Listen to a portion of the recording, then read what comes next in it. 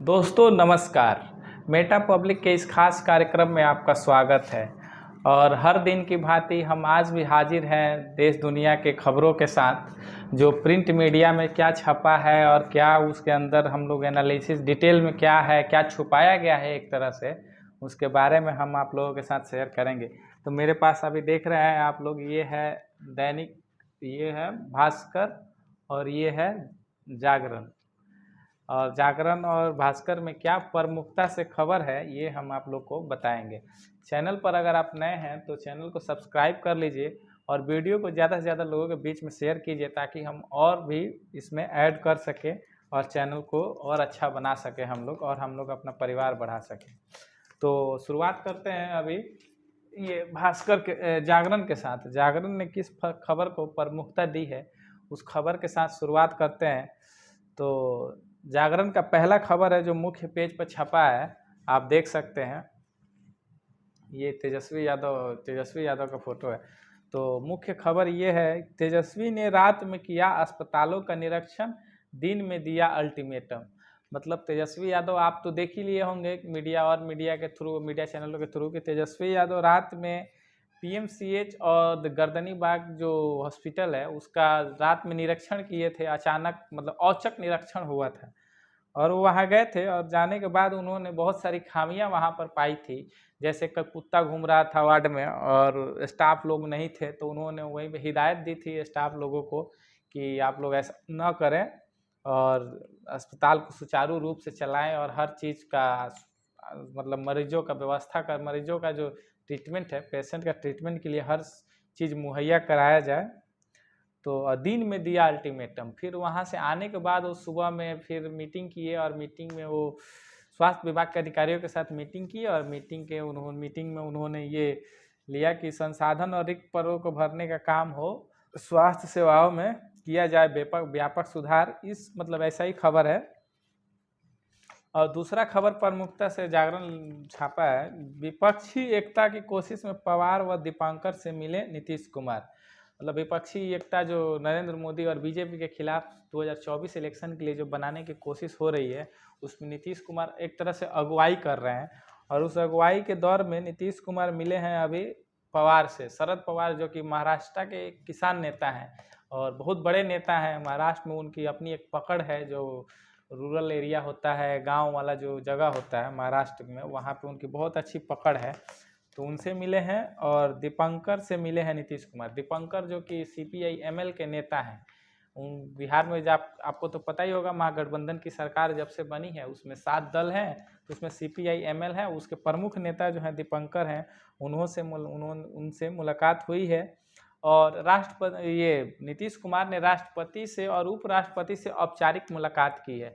तो सीएम हैं एक स्टेट के और दिल्ली गए हैं, तो और राष्ट्रपति और उपराष्ट्रपति का चुनाव जो है अभी हाल ही फिलहाल हुआ है, तो ये औपचारिक मुलाकात भी किए हैं उन लोगों से, ये खबर है। और तीसरा खबर जागरण का एक प्रमुख खबर है कि नीट मेडिकल के एंट्रेंस के लिए एग्ज़ाम होता है, नीट यूजी में जो मेडिकल होता है, उसमें तनिष्का जो है वो देश की टॉपर बनी है। मतलब पूरे देश में तनिष्का जो है नीट की टॉपर बनी है। और बिहार के टॉपर जो हैं अंकित हैं, जो कि बिहार में टॉप किए हुए हैं। उसके बाद और दूसरा न्यूज है कि रेलवे की लैंड लीज नीति में बदलाव की मंजूरी, 35 साल के लिए मिलेगी जमीन। मतलब रेलवे का जो जमीन होगा, सरकार अब एक तरह से कहिए तो उसको भी बेचने जा रही है, बेचने नहीं, भाड़ा पर देने जा रही है। उसको भी लीज करेगी। जो बड़े बड़े उद्योगपति घराने होंगे वो रेलवे के ज़मीन को लीज पे दिया जाएगा उन लोगों को, और वो अपना काम करेंगे और ज़मीन का रेंट पे करेंगे रेलवे गवर्नमेंट को। दोस्तों आपको इसके बारे में बता दें कि रेलवे की जो ज़मीन है वो सरकार लोगों से, हम मतलब आम लोगों से ही एक्वायर करती है, इस नाम पे कि रेलवे को हमको विस्तार करना है, रेलवे को बढ़ाना है। और किसानों की ज़मीन रेलवे लेती है और मुआवजे के तौर पे बहुत कम अमाउंट दिया जाता है। और उस ज़मीन को अब मान लीजिए, जो ज़मीन है किसान बहुत कम रेट में सरकार को दिए हैं, सरकार उनसे ली है, क्योंकि सरकार के पास तो सारा पावर है, वो ले सकती है, किसी की ज़मीन एक्वायर कर सकती है। लेकिन बहुत कम मुआवजा जो सरकारी रेट लगता है ज़मीन का, वो तो बहुत कम होता है। तो और लेकिन सरकार अब उसी ज़मीन को अब बड़े बड़े उद्योगपतियों को देगी लीज पे। अब लीज भी सरकार बड़े बड़े उद्योगपतियों पे कितना देगी? जैसे आपको पता है टैक्स में कैसे उद्योगपति को कितना मतलब सरकार फेवर करती है, टैक्स में अभी कितना कितना लोगों का टैक्स माफ़ कर दिया गया है, कितना लोगों का लोन माफ़ कर दिया गया, जबकि किसानों का लोन माफ़ नहीं होता है। इस चीज़ पे सरकार को मतलब लोअर लेवल के लोगों को देखना चाहिए। तो उद्योगपतियों के बारे में ये सरकार ज़्यादा देख रही है। इसके बारे में आपकी क्या राय है, आप कमेंट करके बताएं। और तीसरा जो मेजर रूप से खबर है, राहुल गांधी ने भाजपा के राष्ट्रवाद को दी सीधी चुनौती। राहुल गांधी जो है भाजपा का जो नेशनलिज्म है, जो मतलब राइट विंग हिंदू ये सब वाला जो है, उसको राहुल गांधी ने सीधी चुनौती दी है। क्योंकि राहुल गांधी कल से भारत जोड़ो यात्रा पर, कांग्रेस की भारत जोड़ो यात्रा पर निकले हैं। और इस यात्रा के क्रम में राहुल गांधी गए हुए थे कन्याकुमारी, और उन्होंने कन्याकुमारी से ही मतलब बीजेपी के राष्ट्रवाद को चैलेंज किया है। और वहाँ से उस मतलब भारत जोड़ो यात्रा करेंगे और पूरे देश को जोड़ने की कोशिश है उनकी। एक तरह से उनको अपना कांग्रेस को जोड़ने की, कांग्रेस जो टूटी फूटी पड़ी है अभी, कोई नेता कभी इधर चला जा रहा है उधर चला जा रहा है, तो उसको जोड़ने के लिए राहुल गांधी का एक शुरुआत है, जो मतलब ये आपका भारत जोड़ो यात्रा के थ्रू होगा। और एक न्यूज़ है कि मधेपुरा के सदर एसडीपीओ के निलंबन की अनुशंसा, मतलब वहाँ मोबाइल कुछ चोरी हो गया थी, छोटा न्यूज़ है। और तीसरा एक सबसे बड़ा न्यूज़ है कि कर्तव्य पथ हुआ राजपथ और सेंट्रल विस्टा लॉन। मतलब जो राजपथ था दिल्ली में, जहाँ 26 जनवरी के दिन परेड वगैरह होता था, उसका नाम अब बदल दिया गया है। उसका नाम बदल के क्या रखा गया है, राजपथ को अब नाम रख दिया गया है कर्तव्य पथ। तो ये मुख्यतः से खबर है। और एक खबर है जागरण ने जिसको फ्रंट पे दिखाया है, सिवान में बदमाशों की अंधाधुंध फायरिंग में जवान की मौत। गयासपुर गांव के समीप करीब 2:30 बजे बदमाशों ने अंधाधुंध फायरिंग कर गश्ती कर रहे पुलिस के एक जवान की हत्या कर दी। मतलब सिवान में एक पुलिस के जवान की हत्या कर दी गई है। और एक न्यूज़ है इसमें, मुख्यमंत्री व उप मुख्यमंत्री गयाजी डैम पितृपक्ष मेला का उद्घाटन करेंगे। तो गया जी में एक डैम बना है जो कि रबड़ का डैम बना है, और इसको मुख्यमंत्री और नीतीश कुमार और डिप्टी सीएम तेजस्वी यादव उसका उद्घाटन करने जाएंगे। आज उद्घाटन होगा। और यही है मेन खबर, तो यही है। और उसके बाद एक बिजनेस मीटिंग था, मतलब इंडस्ट्रियल मीटिंग में गए थे तेजस्वी यादव। उन्होंने कहा कि बिहार में उद्योग नहीं आ सकते, यह अवधारणा बदल देंगे। मतलब लोग कहते हैं कि बिहार में उद्योग नहीं आ सकता है, इंडस्ट्री नहीं लग सकती। इस अवधारणा को परसेप्शन, एक तरह से परसेप्शन बदलना है कि बिहार में उद्योग नहीं आ सकता है। तो ये देखते हैं तेजस्वी यादव क्या कर पाते हैं, बिहार में उद्योग ला पाते हैं या नहीं ला पाते हैं। 3 साल तो उनके पास अभी टाइम मिला हुआ है। तो बिहार में जो उद्योग नहीं लग सकता, एक ज्योग्राफिकल भौगोलिक कारण है कि बिहार में उद्योग नहीं लगता है, क्योंकि ये लैंडलॉक स्टेट है। मतलब यहाँ समुद्र से जुड़ाव नहीं है। जितना भी गुजरात हो गया, बंगाल हो गया, वहाँ समुद्र से जुड़ा है। इस वजह से बिहार में उद्योग नहीं लगता है। तो इसी परसेप्शन को बदलने के लिए तेजस्वी यादव काम कर रहे हैं, बोल रहे हैं कि हम ये काम करने वाले हैं। दोस्तों अब देखते हैं भास्कर में, भास्कर का मुख्य खबर क्या है। तो भास्कर का मुख्य खबर है कि नीट रिजल्ट घोषित, जो आपको बता ही दिए थे। और एक देश में विकास ठप हो गया है। मतलब ये नीतीश कुमार जो दिल्ली गए हुए हैं, तो उन्होंने वहाँ बाकी लोगों से मिले हैं और ममता बनर्जी से फ़ोन पर बात की है। तो भास्कर इस खबर को छापता है और कहता है कि देश में विकास ठप, लोग परेशान, एकजुट विपक्ष ही उपाय। मतलब लोग परेशान हो गए हैं और विपक्ष जो है, मतलब गवर्नमेंट के जो खिलाफ पार्टियां हैं, मोदी बीजेपी के खिलाफ जो अदर पार्टी है, उनको इकट्ठा करना ही सबसे बड़ा लक्ष्य है। लोग क्योंकि परेशान हैं, एकजुट करेंगे तभी जाकर इनको सत्ता से बाहर किया जा सकता है। और बीपीएससी का जो 67वीं पीटी का जो अभ्यर्थियों के लिए एडमिट कार्ड 24 को जारी होंगे। मतलब बीपीएससी का जो 67वीं पीटी 21 को होने वाली है, उसका एडमिट कार्ड 14 को अपलोड कर दिया जाएगा। ये भास्कर छापता है। और एक एम्प्लॉयमेंट से खबर है कि बीपीएससी में वैकेंसी आई हुई है, मतलब असिस्टेंट की, सहायक की, प्रशाखा पदाधिकारी जिनको बोलते हैं। तो बीपीएससी में वैकेंसी आई हुई है। और बस यही है। और भास्कर और क्या लिखता है, और भास्कर अंदर में लिखा हुआ है जो बिहार का प्रादेशिक संस्करण है, उसमें सूखे का संकट, बिहार में दाल के कटोरी में इस बार पैदावार 50% से भी कम।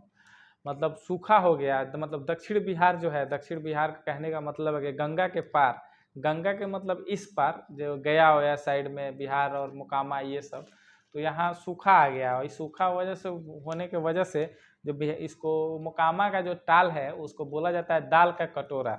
तो दाल का कटोरा में इस बार पैदावार जो है 50% से भी कम होगी, तो दाल हो सकता है कि महंगा हो जाए दाल। तो ये सूखा होने की वजह से है, तो देखते हैं सरकार उनके लिए क्या करती है। तो ये जो टाल क्षेत्र मिलनी है, फतुआ हो गया, बख्तियारपुर हो गया और आपका मोकामा हो गया, वहीं पे है।